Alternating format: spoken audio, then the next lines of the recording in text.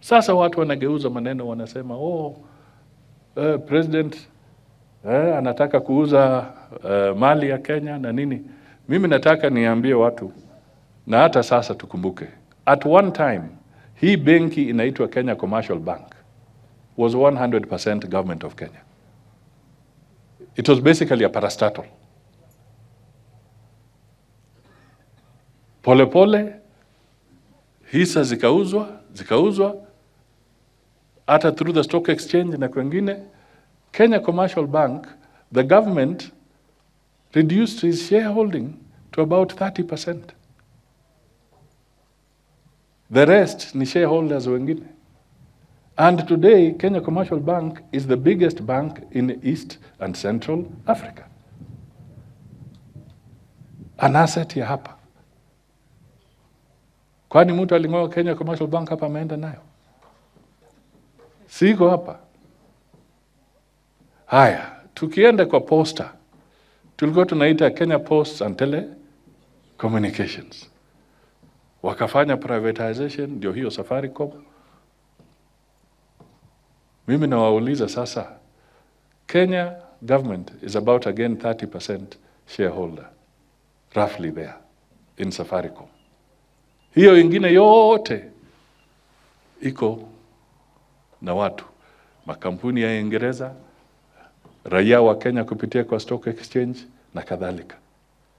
Today, the biggest taxpayer in Kenya is hiyo Safaricom. There you are. Privatization. That is how you bring capital.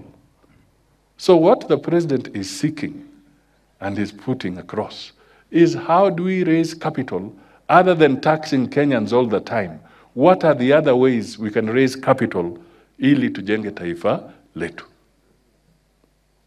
Na haya yote akisema, there is a law. There is a privatization act imepitishwa na parliament. So even parliament recognizes the word privatization. And it is in our statutes. It is not illegal. What we should challenge is whether we are doing it in accordance with the law, but not the principle of privatization. Na hii ni message mimi niliona nisisukume, kwa sababu watu wanarusha mambo ya porojo, ati kujaribu kusema Mheshimiwa Ruto ati anauza mali ya Kenya. Wacha porojo. There is nothing like that. And even when you privatize, there are those that will go through parliamentary process. Mambo sio rahisi. For any government in the world to survive and do development, there are usually two avenues. One ni kutoza ushuru, taxation. The other one is to borrow, debt. Iko mbili tu, hakuna ingine. Taxation ama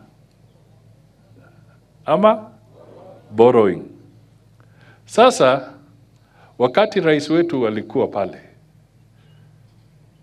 he found a difficult situation. And a sovereign debt is a sovereign debt. Sasa tuwezi hangaika kusema ni nani aliweka sahihi. It is now a debt of the Republic of Kenya. It's a sovereign debt. So we can't blame too much. But now it is time to move forward. So the president is trying all his strategies kuhakikisha kwamba hii mambo ya kiuchumi na nini isitusumbue. He cannot continue borrowing forever. And neither can he tax forever. There has to be a balance. Na hiyo balance ndio anajaribu kuleta. Na ndio kwa sababu president amefanya juhudi ya kutembea katika mataifa mengi na kuzungumza na marafiki wake wengi, so that he can restore confidence into the economy of Kenya. Watu waanze kuleta rasilimali na tuanze kupunguza mambo ya madeni na tuanze kuhakikisha kwamba hatimaye the level of taxation will be moderated. That is why this challenge is there. Na yeye amewahi attract almost 30 heads of state and government kukuja hapa in 1 year. 1 year, mwaka moja. My friend, hiyo si mchezo. Na wengine watakuja, na yeye atatembea. We have to encourage him and we have to stand with him. Unajua Kenya ni beacon ya demokrasia. President anasimamia mambo ya katiba yetu.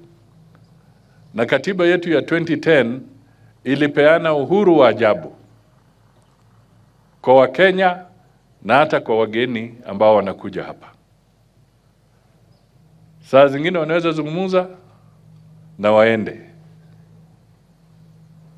Mimi nataka tu niwahakikishie kwamba tutazidi kudumisha demokrasia ya Kenya. Na mnakumbuka hata juzi kulikuwa na mgeni mwingine alitoka South Africa, akakuja hapa hata akazungumza maneno mengi sana kuhusu rais wetu. Hata watu wakashangaa. Lakini kwa sababu ya demokrasia akamaliza, akarudi. Na Kenya ndio hiyo inafanya nini? Inaendelea. Kwa hivyo sisi hapa tuna hiyo katiba. Na tunataka mataifa zetu zingine ambazo ziko jirani pia wao wadumishe demokrasia katika mataifa yao. Hiyo ndio lengo letu. Na hapa pia kwa sababu ya hiyo hali ya utulivu, Kenya is a hub, not of just finance na nini. Kenya is also a hub, regional hub for the media. Hii Kenya kuna CNN, kuna Al Jazeera, kuna BBC, hata BBC, headquarter kubwa ya BBC katika Afrika iko hapa Nairobi. Reuters wako hapa. Ile wanaita Telegraph, New York Times, sijui Washington Times, Bloomberg, wote wako hapa. Na hiyo ni heshima kwa sababu wameona kwamba Kenya is a hub of democracy, a bastion of democracy, na ndio kwa sababu wamekuja hapa wote. And it is because of the leadership of this country. So, tunasema, let us support the president in fostering peace and the peace initiatives, and nobody should try and misconstrue or give the impression that Kenya is not for peace. Our president is very categorical, and he's already on the front line in pushing for peace all over the region. Kwa hivyo hii ni jambo la muhimu sana, na mimi nilikuwa nataka nisisitize ili tuende mbele tukijua we are stable on that line and there is no interference from anybody from here, and we shall not also allow Kenya to be a platform for other subversive activities. The president is very clear, he is standing for peace in this entire region.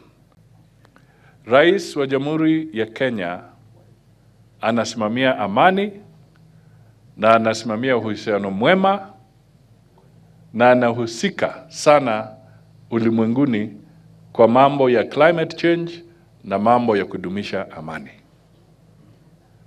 President William Ruto sasa anashughulika kupitia kwa mambo ya IGAD, anashughulika kuleta amani kule Sudan, kwa sababu watu wa Sudan wamesambaratika, watu wengi wamepoteza maisha yao, watu karibu 6.3 hawana makao kule ndani, na wengine 1.2 million ni wakimbizi wametoroka nchi yao, wanahangaika.